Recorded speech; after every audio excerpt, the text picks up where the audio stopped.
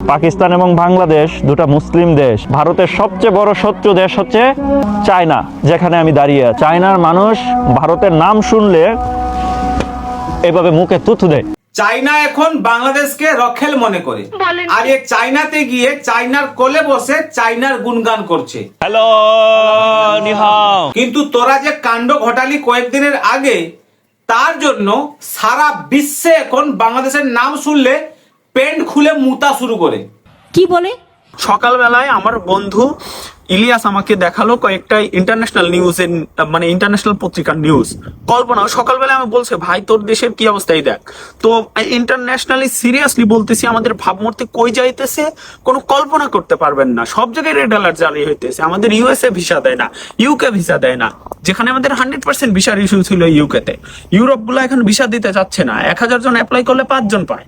চায়নার মানুষ ভারতের নাম শুনলে এভাবে মুখে থুথু দেয়। तो साला बहुत नीच आदमी रहे। চায়নার মানুষ ভারতের নাম শুনলে মুখে থুতু দেয়, আর বিশ্বের মানুষ বাংলাদেশের নাম শুনলে প্যান্ট খুলে ধন দেখাতে শুরু করে দেয়। দেখো বোঝো অবস্থা। আজকে তো সকালবেলায় আমার ইনস্ট্রাক্টর এসে জিজ্ঞেস করলো, হোয়াট ইজ দিস ফারাবি। মানে ও জানতে চাইলো এটা নিয়ে অনেক, মানে পাকিস্তানিদের যেমন আমার স্কুল আর কি ভিসা দেয় না এখানে, তো ওই টাইপের আর কি ও একটা নেগেটিভ মাইন্ড নিয়ে আমাকে যে জিজ্ঞেস করতে চাইলো। আমি ট্রাই করলাম রিকভারি করার। একজন মানুষ মাঠে নেমেছিল বাংলাদেশকে রিকভারি করার জন্য, স্মার্ট বাংলাদেশ বানানোর জন্য, নতুন বাংলাদেশ গড়ার জন্য, কিন্তু সে আজকে নিজেই দুনিয়া থেকেই চলে গেল। আমাদেরকে গুলি করার আগ পর্যন্ত কোনো কিছুতে আমাদের গায়ে লাগে না। যতক্ষণ না পর্যন্ত বুকে বা মাথায় গুলি চলবে ততক্ষণ পর্যন্ত আমরা কোনো স্ট্রাগল মনে করি না, এবং এক্সট্রা কোনো সিকিউরিটি লাগবে না। শুধু আমাদেরকে যদি কেউ গুলি করে মেরে ফেলে তাকে যেন ধরে বিচার করা হয়। ছুরি যতই বেশি ধার করা হয় ততই বিপজ্জনক হয়ে ওঠে। শেষ পর্যন্ত সে আলাদা করে শত্রু খোঁজে না, নিজেকেই কেটে ফেলে। আজকেও ঠিক এমনটাই এর সাথে হয়েছে। পর্যন্ত বুকে বা মাথায় গুলি চলবে ততক্ষণ পর্যন্ত আমরা কোনো স্ট্রাগল মনে করি না, এবং এক্সট্রা কোনো সিকিউরিটি লাগবে না।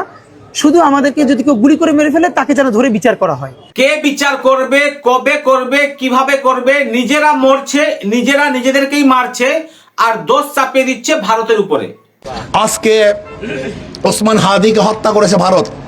কে করছে এবং কিসের জন্য, এই দুটো শব্দের অর্থ যদি বাংলাদেশের মানুষ যদি বুঝে যায়, তাহলে ডক্টর ইউনূস কিন্তু আর ক্ষমতায় থাকবে না। বলেন কি? এবারে খবর সূত্রে জানা যাচ্ছে যে এই সব করা হচ্ছে যাতে ইলেকশনটাকে আরো পিছানো যায়, আর ডক্টর ইউনূস যাতে আরো ক্ষমতায় বেশি দিন থাকতে পারে। সঠিক বলেছেন। আমি ভারতকে বলবো, ওসমান হাদির খুনিরা তোমার দেশে পালিয়ে আসে। উসমান হাদির খুনিরা উসমান হাদিকে খুন করে দিল, বাংলাদেশ থেকে 7 সমুদ্র 13 নদী পার করে ভারতে চলে এলো, আর বাংলাদেশের পুলিশ সেনাবাহিনী কি করছিল? আঙ্গুল চুষছিল বসে বসে। शाबाश बेटा। এখনো পর্যন্ত উসমান হাদির খুনিদেরকে ধরতে পারছে না, আর দোষ চাপিয়ে দিচ্ছে ভারতে, কিনা ভারতে ঢুকে গেছে। আমি ভারতকে বলবো, ওসমান হাদির খুনিরা তোমার দেশে পালিয়ে আসে। কিভাবে জানলে মিয়া? বিশ্বাস সূত্রে আমি জেনেছি তারা ভারত পালিয়ে আসে। বিশ্বস্ত সূত্রে আমিও জানতে পারলাম যে উসমান হাদিকে প্ল্যানিং করে খুন করা হয়েছে যাতে ইলেকশনটাকে পিছানো যায়। अरे बाप रे, ये तो धोती खोल रहा है। তার জন্য উসমান হাদিকে খুন করা হয়েছে। এবারে এই ঘটনাটাকে যাতে ধামা চাপা দেওয়া যায়, তার জন্য ডাইভার্ট করার জন্য মানুষকে, একজন হিন্দু ছেলেকে মেরে জ্বালিয়ে দেওয়া হলো, যাতে এইটা যাতে ট্রেন্ড থাকে, আর উসমান হাদির কথা যাতে মানুষ ভুলে যায়, আর এইটাকে নিয়ে যাতে মাঝঘোষ চলতে থাকে। কথা কি ক্লিয়ার না ভেজাল আছে? এবারে এতে যদি মহল গরম না হয়, তাহলে ভারত বিদ্বেষী মনোভাব যে এখন বেশি করছে, তাকে কিন্তু নেক্সট টার্গেট বানানো হবে, যাতে মহলটা আরো বেশি গরম হয় এবং যাতে ইলেকশনে যাতে জেতা যায়। এটাও খবর সূত্রে জানা যাচ্ছে। আজকে শুনছি বাংলাদেশ হাই কমিশনকে নাকি ভারত ঢাকায় ধমক দিছে। খবর সূত্রে জানা যাচ্ছে ইউনূস চাচা যাতে বেশি দিন ক্ষমতায় থাকতে পারে, ইলেকশন যাতে পিছানো যেতে পারে, তার জন্য নেক্সট টার্গেট কিন্তু একে বানানো হয়েছে। যে কেন আমরা ওই কথা বলছি, ধমক দিছে নাকি ওই ভারতীয় হাই কমিশনারকে এই খুনি হাসিনাকে আশ্রয় দেওয়ার জন্য শুধু ধমক না, লাঠি দিয়ে দেশ থেকে বের করে দেওয়া উচিত ছিল। ভারতের হাই কমিশনারকে একবার হাত লাগিয়ে তোরা দেখ, এমন পিছন গরম করব আমরা, পরে আবার বলবি স্যার আর মারেন না প্লিজ।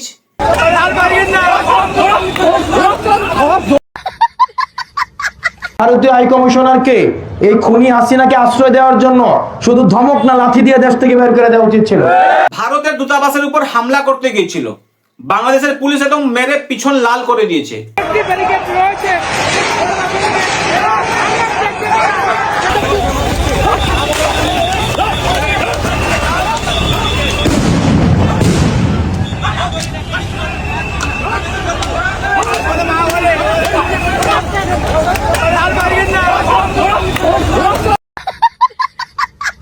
যদি বাংলাদেশের সাথে ভারতের যদি যুদ্ধ হয় তাহলে 90% মানুষ বিশ্বাস করে যে ভারত আমাদের সাথে পারবে না, আর 10% মানুষ বিশ্বাস করে যে ভারত আমাদের সাথে পারবে।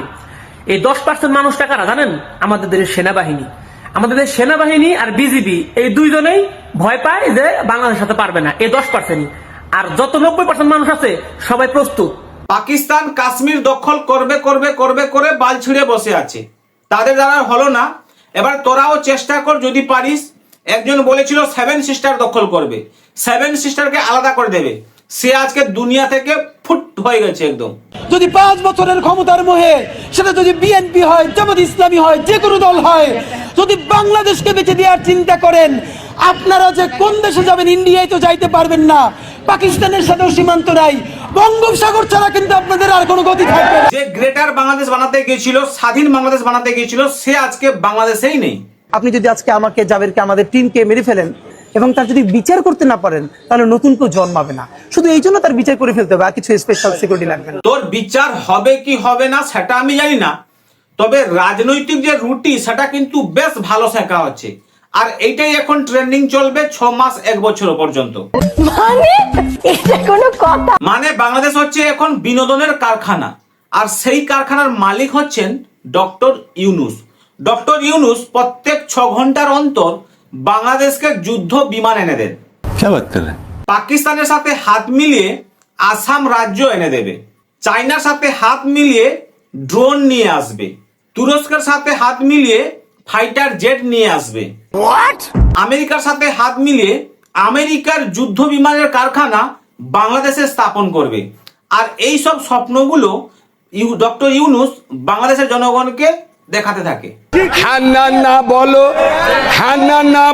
কিন্তু বাংলাদেশের কিছু মাথামোটা মানুষ আছে এই ডক্টর ইউনূসের কথায় ভরসা করে ফেলে, কিন্তু তারা জানে না যে কোথায় ভারত আর কোথায় বাংলাদেশ। ভারত এখন ইকোনমিতে বিশ্বের 4 নম্বরে আছে, আর সামরিক বাহিনীতেও বিশ্বের 4 নম্বরে আছে। বাংলাদেশ আর ভারতে যদি যুদ্ধ হয়, বাংলাদেশ যদি যুদ্ধ করতে আসে, তাহলে বাংলাদেশের অবস্থা কিন্তু ভয়াবহ হবে। কয়েক বছর বাংলাদেশের মানুষ কিন্তু পিছিয়ে যাবে। এখন থেকে বাংলাদেশে যা পরিস্থিতি, সকাল হলে কি যে খাবে তারা নিজেরাই জানে না। দরকার নেই চান্দাবাজ ঠেকান। ভারতকে এসে চান্দাবাজি করে, ভারতকে বাংলাদেশ চান্দাবাজি করে। মুখেম্বো খুশুয়া। যাই হোক, ভালো থাকবেন, আবার দেখা হবে পরের ভিডিওটিতে। অনেক অনেক ধন্যবাদ।